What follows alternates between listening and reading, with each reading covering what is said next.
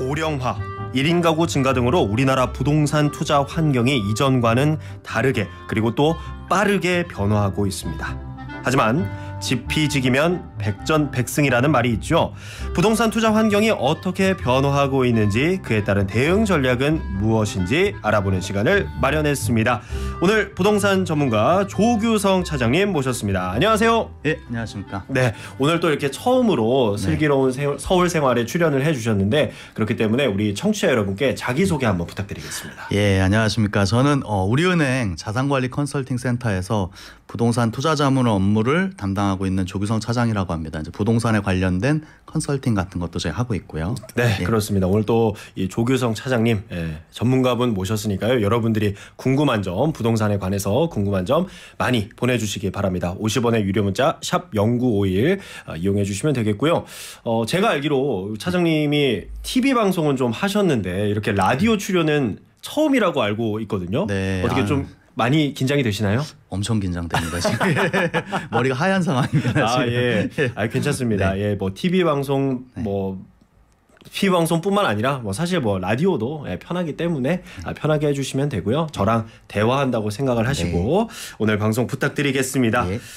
사실 이 부동산 온 국민의 관심사죠. 네. 부동산을 갖고 있어도 관심이 있고 부동산을 안 갖고 있어도 관심이 있는데 이 부동산의 기본 개념부터 알아보면 좋을 것 같습니다. 이 부동산은 다른 자산과 비교해서 참 독특한 자산이죠.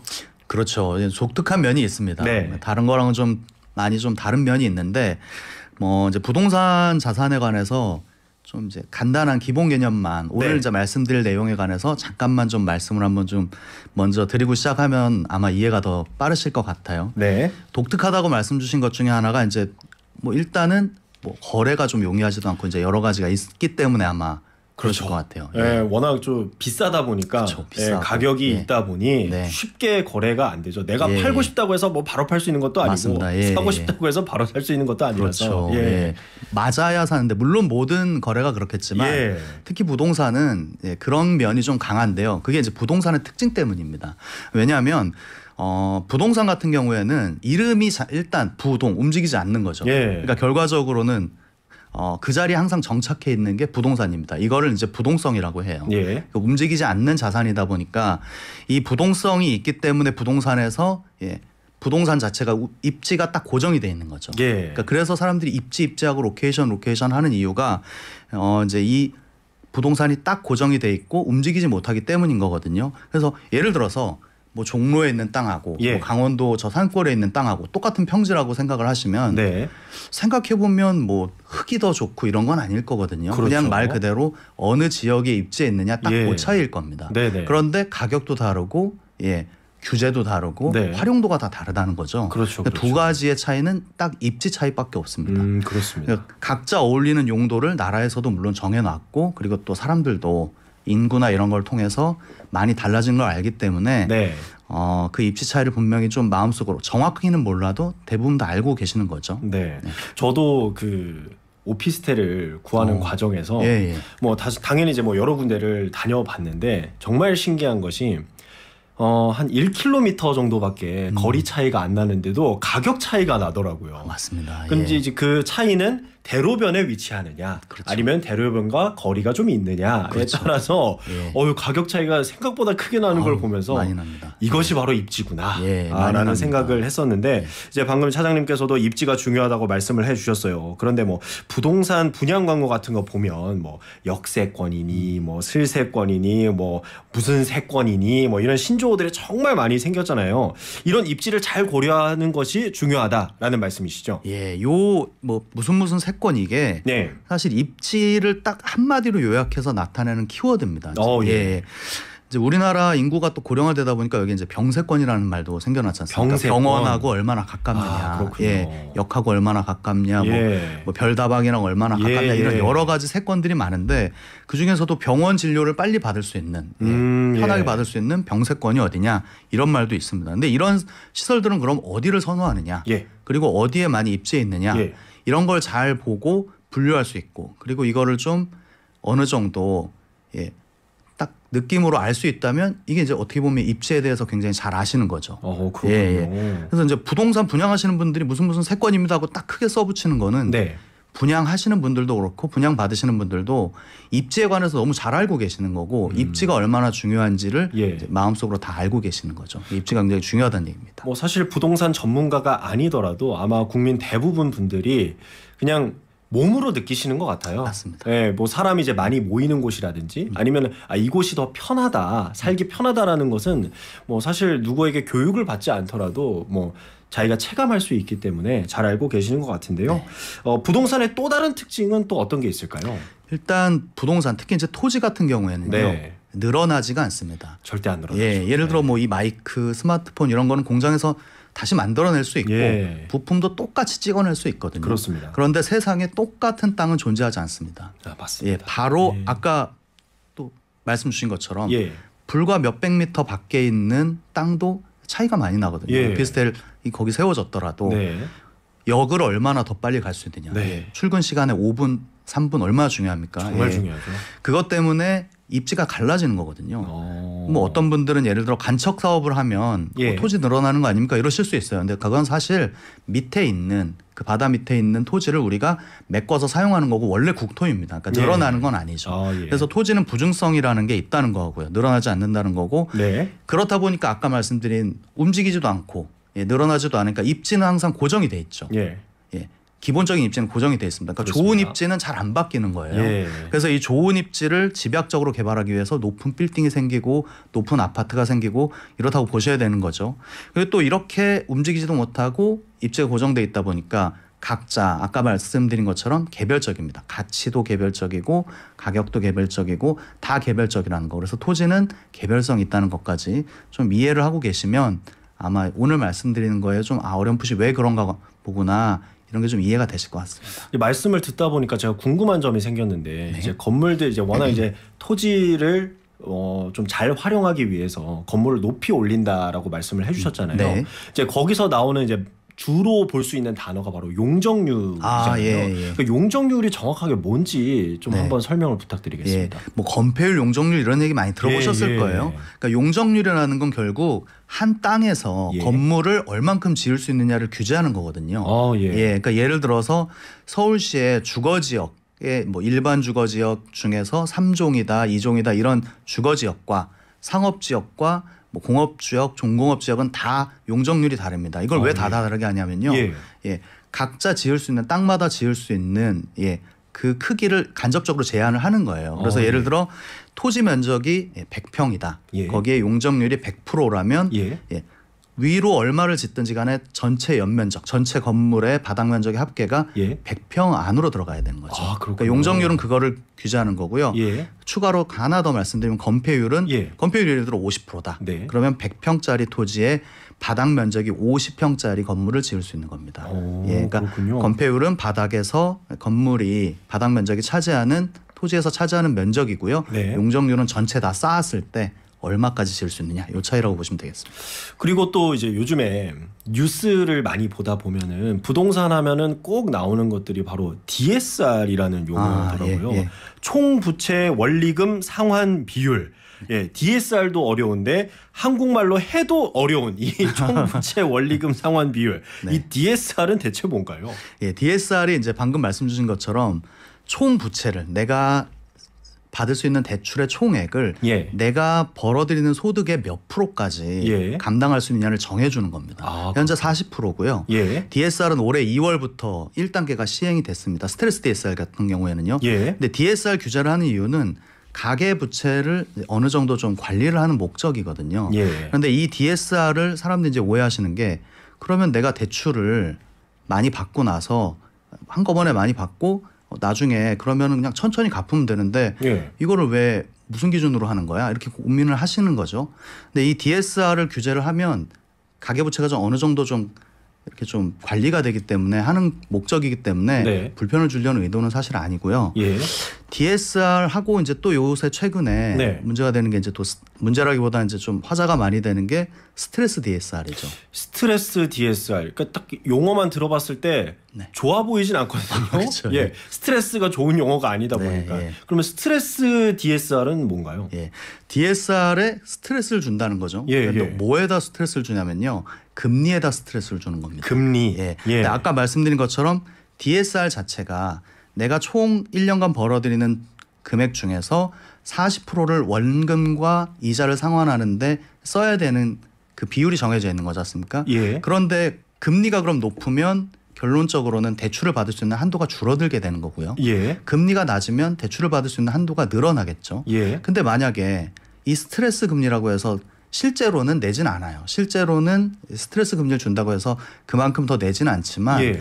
금리에 스트레스를 줘서 당신이 부담하는 금리보다 이만큼 더 금리를 더 내는 걸로 가정을 해서 네. DSR을 계산을 해서 대출을 쪼이겠습니다. 예, 예. 이렇게 얘기를 하면 어쩔 수 없이 대출 금리가 대출 한도가 줄어들게 되는 거죠. 예, 예, 예. 근데 이거를 한 번에 하면은 좀 모두 힘들어하고 혼란스럽기 때문에 단계를 나눴습니다. 예. 그래서 올 2월에 1단계를 시행하고요. 예. 원래는 이제 7월에 하려다가 네. 올 9월부터 2단계를 시행을 하고 있는 거죠. 아, 그러면 지금은 스트레스 DSR 2단계가 적용 중인 건가요? 9월부터 시행을 하고 있고요. 예. 내년에 이제 3단계가 시행이 될 예정입니다. 그래서 전체 1.5% 금리를 주는 걸 목표로 예. 1단계, 2단계, 3단계까지 3단계에 완전히 1.5%를 주는 걸 목표로 조금씩 가상금리를 높여나가고 있는 거거든요. 예. 근데 그 설명을 듣다 보니까 이 스트레스 DSR은 그 가정을 하는 거잖아요. 그렇죠. 예, 가정을 한다는 얘기는 실제로는 적용이 안 된다는 말씀이시죠? 네, 예. 실제로 차주가 부담할 때는 예. 내가 약정한 그 금리에 따라서 돈을 내는 겁니다. 근데 많은 분들이 오해하실 수 있을 것 같아요. 그럼 내가 더 내는 거 아니야? 이거 스트레스 예, 예, 금리 예. 받으면 그건 아닙니다. 오. 예, 그건 오해하실 수 있는데 그렇지는 않고요. 실제로 기본 금리 내가 약정한 금리대로 내지만 내가 금리를 더 낸다고 가정을 해서 계산만 한 것이죠. 그렇다면은 좀 예를 들어 주실 수가 있을까요? 뭐 예를 들어서 원래 금리가 4%인데 네. 뭐 5.2%까지 스트레스를 준다. 뭐 네. 이런 식으로 어떻게 상담이 진행이 되는지. 예. 그건 이제 계산을 보통 해보면 되는데요. 예. 자기가 벌어들이는 총액을 이제 예를 들어 100이라고 놓고 예. 그 중에 40%인 뭐 40을 가지고 이 대출을 원금하고 이자를 나눠서 내는 걸 계산을 해야 되는 거죠. 예. 근데 예를 들어서 1단계는 주택담보대출만 포함이 되고 예. 2단계부터는 주택담보대출하고 신용대출도 포함이 되다 보니까 예. 이 각각 대출의 만기가 다르시잖아요. 예. 예를 들어 주택담보대출은 30년이고 일반 신용대출은 5년이면 예. 원금을 나눠내는 비중이 확실히 다르시죠. 완전히 다르죠. 예, 그래서 그 나눠내는 기간이 짧으면 짧을수록 원금이 크기 때문에 네. DSR이 확 늘어나거든요. 아, 예. 그래서 이거를 만약에 계산하시게 되면 실제로 만약에 계산하시게 되면 내 소득하고 내 총 부채 금액을 가지고 실제 나눠내는 원금과 이자를 한번 다 계산을 해보셔야 네. 그게 가능하신 겁니다. 조금 이해가 어려운 부분은 그러면 굳이 이렇게 가정을 하면서까지 스트레스를 주는 이유가 뭘까요? 가계부채가 너무 가파르게 증가하는 게 이제 가장 큰 문제고요. 예. 가계부채가 가장 빠르게 증가했던 이유 자체는 집값이 많이 올라갔기 때문이거든요. 아, 예. 그러니까 집값이 많이 올라가니까 그 올라간 거에 맞춰서 또 대출을 많이 받으시려다 보니 네. 아무래도 가계부채가 좀 증가를 했고요. 네. 그러니까 이게 너무 많이 올라갔을 때 이제 가계부채가 많이 증가하면 이자로 나가는 돈이 많고 사실 네. 어떻게 쉽게 말씀드리면 국민들의 삶이 좀 팍팍해지는 거다 보니까 예. 신용적인 어떤 리스크를 좀 예방하기 위해서 좀 한도를 줄이고 있는 그리고 관리하는 거라고 보시면 될 것 같습니다. 그렇다면 구체적으로 좀 어떤 변화들을 볼 수가 있을까요? 일단 1단계 같은 경우에는 아까 말씀드린 것처럼 이제 스트레스 금리가 별로 크진 않았어요. 예. 근데 2단계 같은 경우에는 서울 수도권 같은 경우에는 1.2% 정도로 스트레스 금리를 좀 높여놨고요. 예. 그리고 나머지 지역들은 0.75%로 원래 하려던 1.5%에 50% 정도 수준으로 스트레스 금리를 주고 있습니다. 예. 그리고 그러다 보면 결과적으로 이제 대출 한도가 줄어들 수밖에 없고요. 왜냐하면 소득은 늘어나지 않는데 금리가 늘어났다고 가정을 하기 때문에 예. 한도가 확 줄어들 수밖에 없죠. 오. 예. 3단계까지 가면 예. 내가 예를 들어 3% 대출 금리를 받는다면 거기에 1.5%를 더해서 4.5%로 원리금을 상환한다고 가정을 하기 때문에 예. 이제 한도가 많이 줄어들고요. 또 얼마 전까지는 뭐 50년짜리 주택담보대출도 있고 그랬었잖아요. 예, 예. 근데 지금은 이제 30년 정도로 지금 뭐 줄이는 추세다 보니까 아까 처음에 좀 아까 말씀드린 것처럼 기간이 늘어나면 그래도 원금이 조금씩 쪼개지니까 예. DSR 자체가 좀 줄어들 수 있는데 네. 기간이 좀 줄어들면 DSR이 좀 늘어날 수 있는 거죠. 그렇군요. 그러면 현재 지금 2단계라고 말씀을 해주셨는데 네. 3단계도 좀 계획이 있는 건가요? 네, 내년에 3단계를 시행을 할 예정이고요. 예. 이렇게 되면 아까 이제 말씀드린 것처럼 1.5%로 예. 원래 목표인 1.5%로 가상금리를 더해서 계산을 하게 되는 겁니다. 예. 지금 제가 한번 보니까 1단계의 경우에는 이제 말씀해 주신 대로 주택담보대출만 적용이 되는 거였고 2단계는 주담대와 더해져서 신용대출까지 그리고 3단계로 가면은 뭐 기타 대출도 포함이 된다고 하는데 뭐 2금융권, 3금융권 모든 대출을 다 포함하기 때문에 예. 다른 대출 뭐 카드론이 뭐니 다 포함이 되면 아무래도 이제 DSR 계산할 때 더 높아질 수밖에 없는 것이거든요. 그래서 단지 금리만 높아지는 게 아니라 방금 말씀 주신 것처럼 1단계에는 주담대 2단계에는 주담대의 1금융권 신용대출 그리고 3단계에는 나머지 모든 금융권의 것까지 다 더하니까 한도는 계속 줄어들 수밖에 없을 거로 보여지는 겁니다. 그렇군요. 이렇게 금리도 높아지고 대출 한도도 좀 줄게 되는 것 같은데 일단은 저희가 여기서 퀴즈를 잠깐 내드리고 가도록 하겠습니다. 앞서 부동산 입지를 설명하는 과정에서 신조어들을 말씀을 드렸었죠. 역세권, 뭐 슬세권, 편세권, 뭐 팍세권 등 뭐 다양하게 이제 말씀을 드렸는데 뭐 역세권을 말씀드렸다시피 이제 지하철역 근처다. 그리고 슬세권의 경우에는 슬리퍼 차림으로 주변 시설을 이용할 수 있는 지역이다라는 뜻이었는데요. 그렇다면 도세권 이 도세권은 어디 근처를 나타내는 말일까요? 저는 처음 들어봤는데 일단은 보기를 내드리도록 하겠습니다. 1번 도서관, 2번 도시락집, 3번 도너츠 가게, 4번 도가니탕집. 저는 도가니탕집이 근처가 제일 좋을 것 같긴 한데 과연 정답은 무엇일지 차장님이 한번 힌트를 좀 내주실 수 있을까요? 예. 저는 사실 잘 모를 때는 그냥 1번 찍습니다. 그렇군요. 왠지 도서관은 별로 없을 것 같아요. 도서관은 살면서 많이 못 봤던 것 같아요. 그렇군요. 그렇다면 저도 힌트를 하나 내드리도록 하겠습니다. 이제 어쨌든 추분이 지나면서 날씨가 많이 선선해졌잖아요. 가을이 한층 좀 다가온 것 같은데 가을은 무슨 계절이죠? 독서의 계절. 그렇죠. 독서의 계절입니다. 여러분 저희가 힌트를 많이 드렸습니다. 다시 한 번 더 퀴즈를 내드릴게요. 역세권, 뭐 슬세권 다양하게 이제 입지에 관련된 신조어들이 있는데요. 도세권은 어디 근처를 나타내는 신조어일까요? 보기가 있습니다. 1번 도서관, 2번 도시락집, 3번 도너츠 가게, 4번 도가니탕집. 3983님이 저는 붕세권이 좋아요 라고 보내주셨는데 붕세권은 붕어빵집이 이제 가까운 곳이죠. 저도 이제 겨울이면은 붕어빵을 먹어야 될 텐데 사실 이 붕어빵 파는 곳을 찾기가 요즘은 이제 쉽지가 않아진 것 같습니다. 어렵습니다. 요즘은 오히려 이제 붕세권, 역세권보다 찾기 어려운 게 붕세권인 것 같고요. 그리고 1358님이 저도 도세권이란 말은 처음 듣네요. 가을이 와서 그런지 도세권이란 말이 많이 와닿네요. 좋은 정보 잘 듣고 있네요. TBS 고맙습니다. 라고 문자를 보내주셨고요. 그리고 6666님이 안녕하세요. 산책하면서 매일 듣고 있어요. 제가 사는 집 바로 50m 근방에 음악 도서관이 있거든요. 애 키우는 입장에서 진짜 편하답니다 라고 문자를 보내주셨는데 차장님께서는 개인적으로 좀 무슨 세권에 살면 가장 좋을 것 같으세요?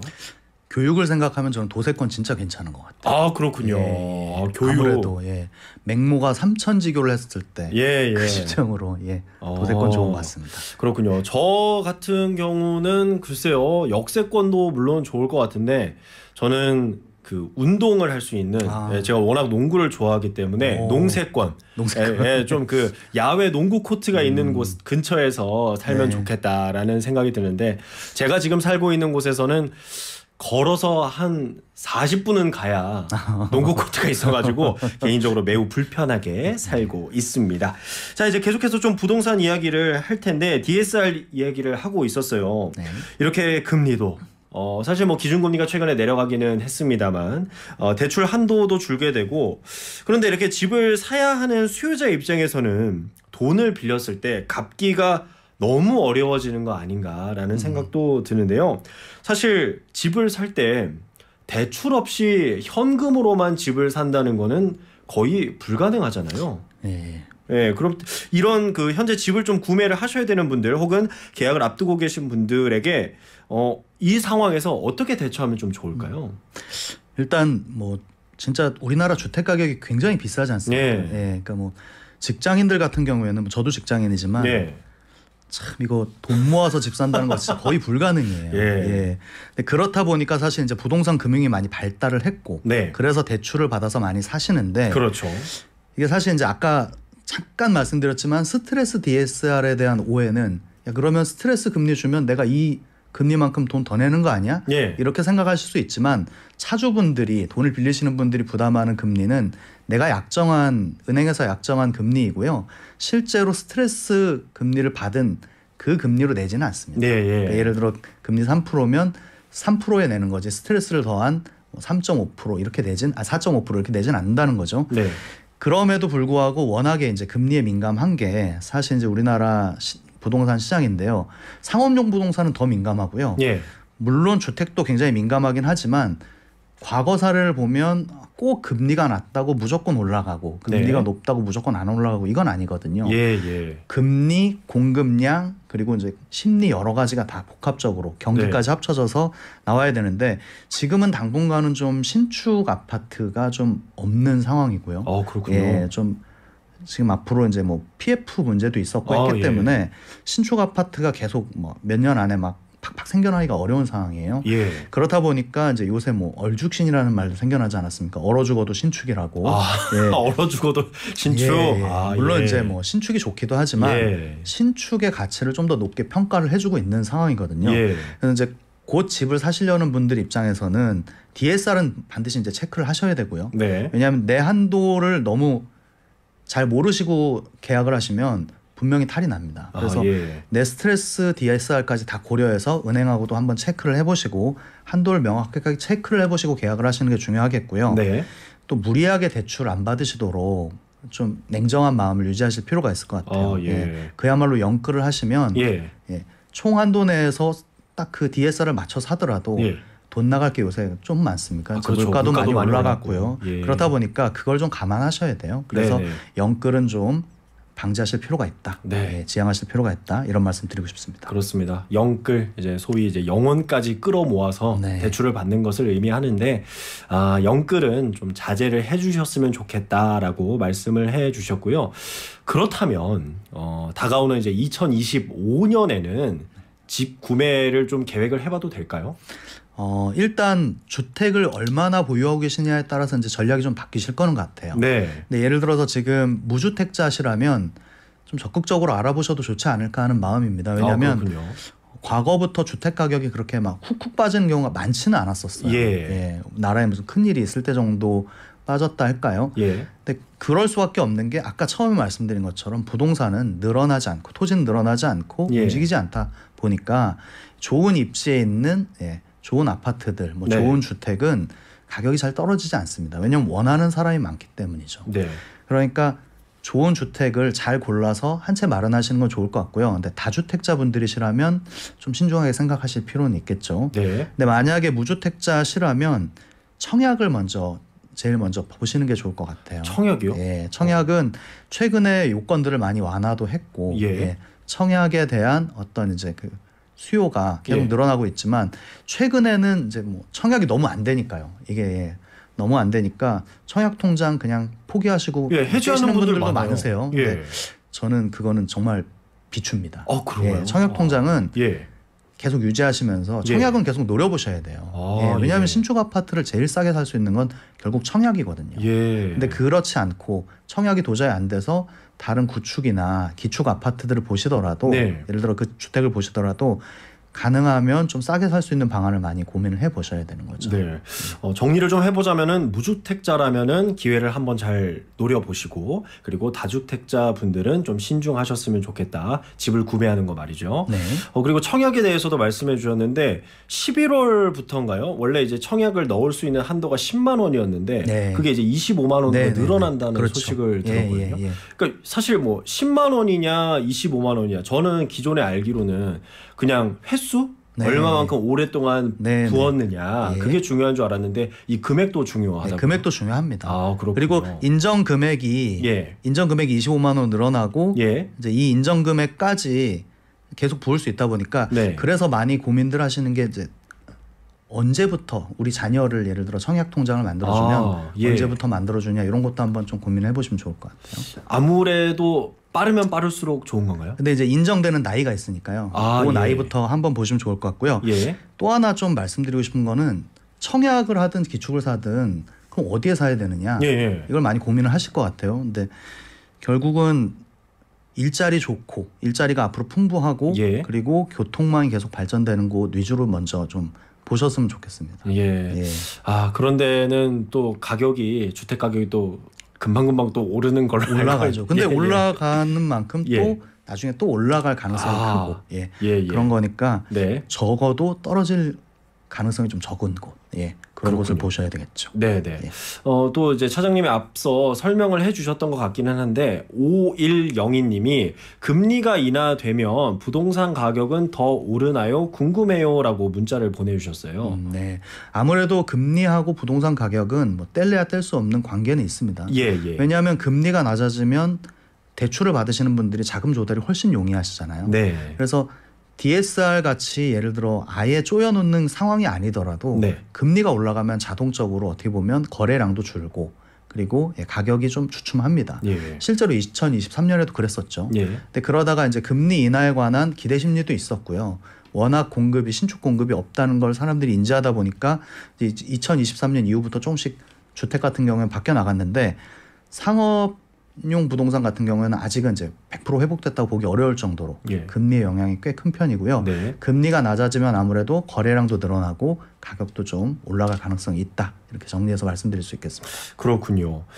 최근에 이제 뭐 몇 년 동안 뭐 다주택자 규제라든지 뭐 부동산 규제들이 나오게 되면서 똑똑한 한 채, 똘똘한 한 채. 그래서 집 한 채를 좀 좋은 걸로 좀 보유하고 있자라는 그런 유행이 좀 있었는데 뭐 우리나라에서 또 노후 준비를 한다고 하면은 이 집 한 채를 갖고 있으면 된다라는 인식도 있는데 그런데 또 집 한 채만으로는 이 똑똑한 노후 준비가 어렵다는 이야기가 많은데 정말 그런가요? 예, 요거는 의견이 좀 갈릴 수 있을 것 같아요. 예, 근데 이제 집 한 채만으로는 노후 준비가 어려운 측면을 먼저 한번 잠깐 말씀드리면 일단 처음에 말씀드린 것처럼 부동산 자체는 지적해 주신 것처럼 황금성이 좀 낮죠. 바로 돈이 안 됩니다. 주식, 채권은 시장에 내놓으면 금방금방 팔리고 계좌에 뭐 며칠 안에 들어오지 않습니까? 근데 이거는 계약서 써야 되죠. 그리고 뭐 중도금이 있으면 중도금 해야 되죠. 잔금까지 시간이 꽤 걸려요. 그리고 똑같은 게 없다 보니까 내 거를 마음에 들어하고 와서 봐야 되고 시간이 굉장히 오래 걸립니다. 그렇다 보니까 황금성이 다른 자산에 비해 좀 낮은데요. 부동산 경기가 좋지 않으면 또 심지어는 내가 팔고 싶을 때 팔리지도 않아요. 아주 막 확 낮춰야 팔리고 이러다 보니까 그런데 노후를 준비하시는 분들한테 가장 중요한 거는 변동성이 너무 큰 거는 좀 투자하시면 안 된다는 거거든요. 그렇죠. 왜냐하면 내가 몸이 아플 수도 있고 지방 경소사들의 돈이 많이 나가실 수 있어요. 근데 그거에 비해서 노후는 소득은 적으시죠. 그렇죠. 연금이든 아니면 기존에 모아놨던 걸 가지고 활용하셔야 되는데 어느 정도 일정한 현금이 없으시면 현금이 계속 들어오는 일반 뭐 사업자나 직장인들에 비해서 현금 동원력이 좀 떨어지실 수밖에 없거든요. 근데 예를 들어서 아까 말씀드린 것처럼 영끌을 해서 집을 사놓으셨다. 영혼까지 끌어모아서 좋은 집이니까 올라갈 거야. 그럴 수 있죠. 근데 이제 내가 진짜 돈이 필요할 때 얘는 돈이 아니거든요. 그렇죠. 바꿔야 돈입니다. 근데 뭐 재산세도 많이 나가고 생활비 많이 나가는데 뭐 돈이 없다 이러면 너무 힘들기 때문에 이 면에서 보시면 한 채만 이것만 믿고 가시기에는 너무 부담스러운 면이 있다는 거고요. 반대로 아주 기계적으로 딱딱 투자하실 수 있는 분이다. 예를 들어 나는 올라갈 때 딱 사서 몇 년 이후에 팔고 네. 그걸로 뭐 더 작은 집이든 더 싼 집 사고 이거는 현금 마련해야지 이렇게 생각하시는 분들이라면 네. 기계적으로 냉정하게 딱딱하실 수 있다면 그거는 뭐 성공적인 노후가 되실 수 있겠죠. 근데 그러려면 공부도 많이 하셔야 되고 굉장히 냉정하셔야 되고 집도 집이 좀 좋은 지역에 있다가 좀 나쁜 지역으로 갈 때도 다 감당하는 마음이 있으셔야 되기 때문에 노후 생활하시는 거 위해서 영끌 한 채는 좀 추천드리기가 좀 그럴 것 같습니다. 그렇습니다. 노후에는 아무래도 이제 현금성 자산, 그러니까 유동성을 좀 확보를 해놓아야 된다는 게 중요하다는 점을 말씀을 드리고요.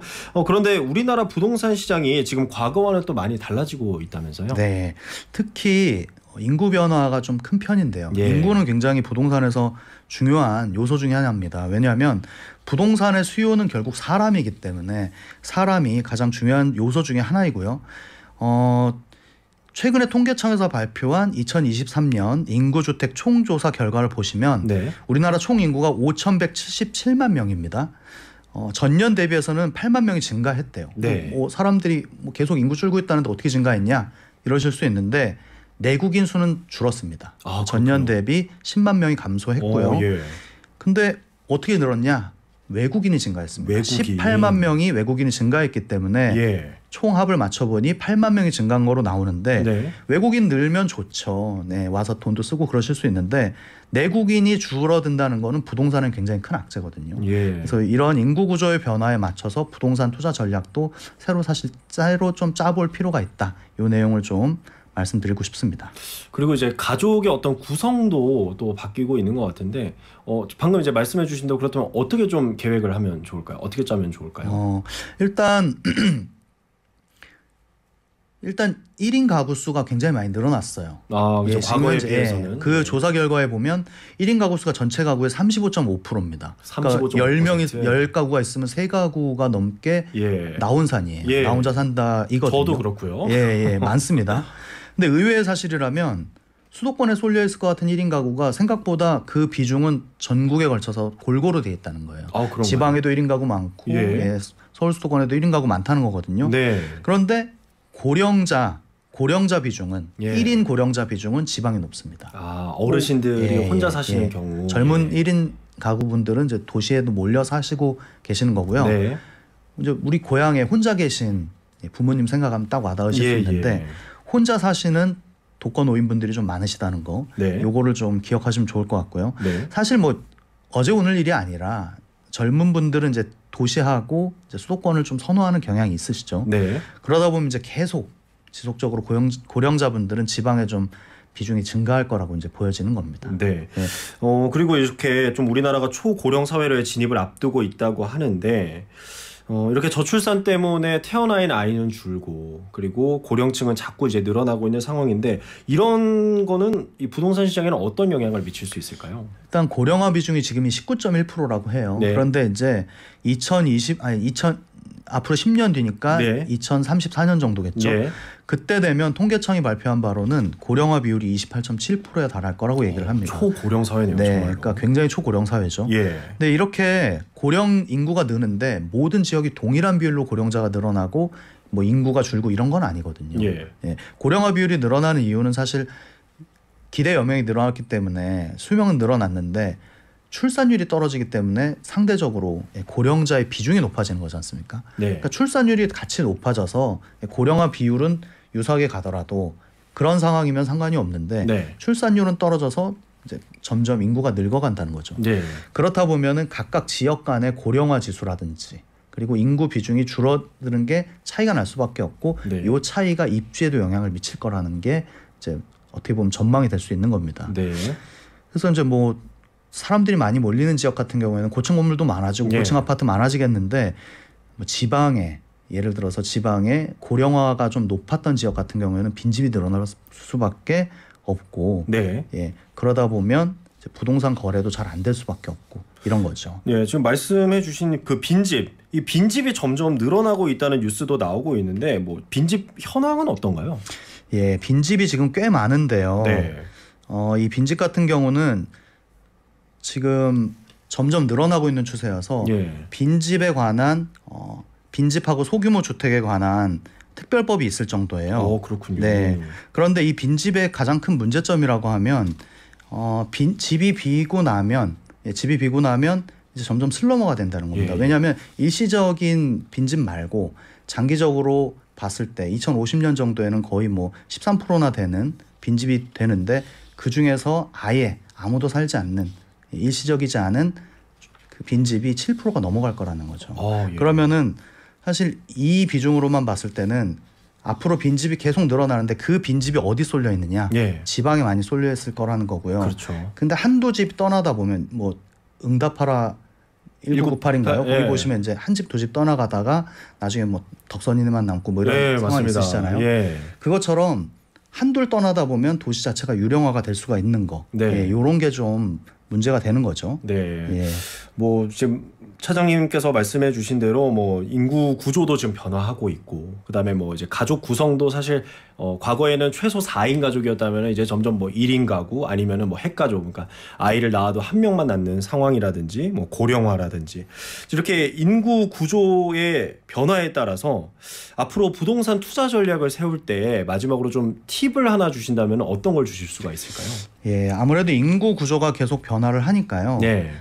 예를 들어 주택 같은 경우에는 대형 주택보다는 소형 주택을 더 선호하실 가능성이 크죠. 그렇죠. 뭐 1인 가구가 증가하고 주택 수요가 감소하면 결과적으로 뭐 아무래도 소형 주택이 가성비가 더 좋은 주택이 될 수 있는 거고요. 예를 들어 뭐 소형 주택이 좋아서 넓은 집이 싫어서가 아니라 나는 뭐 큰 집에 비용 많이 안 쓰고 다른 데 투자하고 싶다 이런 분들도 있으실 거고요. 가족 수가 줄었는데 큰 집 굳이 필요 없을 수도 있죠. 그래서 대형 주택은 오히려 이제 일부 부유층들의 전유물이 될 수도 있을 것 같고요. 그러니까 소형 주택이나 이런 부분을 잘 눈여겨 보셔야 된다는 거. 그런 거를 좀 한번 보셔야 될 것 같고요. 그리고 지역을 고르실 때는 인구 감소가 심한 지역 같은 경우에는 부동산 매수하시는 거를 좀 신중하게 생각하셔야 될 것 같아요. 인구가 계속 늘어나고 산업이 확실히 있고 일자리가 확실히 있고 이런 지역들은 부동산 가격이 좀 하락할 가능성이 굉장히 낮고 올라갈 가능성이 오히려 좀 높습니다. 왜냐하면 선사시대부터 우리는 사실 일자리 주변에 모여 살았거든요. 사냥터 근처에 살고요. 그것처럼 일자리가 많은 지역에 모여 살려고 하는 움직임이 있어요. 그러다 보면 일자리가 많은 지역에 인구가 몰릴 수밖에 없고 그럼 거기는 이제 더 과밀화 되겠죠. 그러니까 우리가 그런 지역을 좀 위주로 봐야 되고 교통이 발달하는 지역을 위주로 봐야 되는 거고요. 인구가 빠지는 지역은 좀 신중하게 생각을 해보셔야 될 것 같습니다. 과거에 생각해 보면은 이제 국민 평수라고 해서 뭐 84제곱미터 뭐 이런 게 이제 국민 평수라고 평가를 받았는데 그럼 앞으로는 어떤 사람들이 선호하는 평수도 조금 작아질 수가 있겠네요. 네, 그렇죠. 이게 아까도 잠깐 말씀드렸지만 뭐 좁은 집 좋아하는 사람 뭐 있으실 수도 있죠. 근데 대부분 넓은 집을 좋아하죠. 대부분 넓은 집 좋아합니다. 또 딱 봐도 폼도 나고요. 그런데 돈이 많이 들어갈 수밖에 없거든요. 넓은 집 관리비도 많이 들어가고 살 때도 비용이 많이 들어가고요. 그러니까 차라리 여기서 비용을 줄이고 다른 데 투자를 하시거나 다른 데 생활비 쓰셔야 되는 분들이 많기 때문에 어쩔 수 없는 선택이 될 가능성이 있어요. 그러다 보면 아까 말씀 주신 국민 평형의 기준도 더 낮게 바뀔 가능성도 있는 거죠. 그렇군요. 이제 퀴즈 정답을 좀 말씀드려야 될 것 같은데 부동산 입지를 나타내는 신조어 중에 도세권, 이 도세권은 과연 어디 근처를 나타내는 용어일까요? 질문을 드렸습니다. 보기가 있었죠. 1번 도서관, 2번 도시락집, 3번 도너츠 가게, 4번 도가니탕집이었는데요. 차장님 정답은 뭔가요? 정답은 1번. 1번 도서관 근처입니다. 그렇습니다. 1번 도서관이었습니다.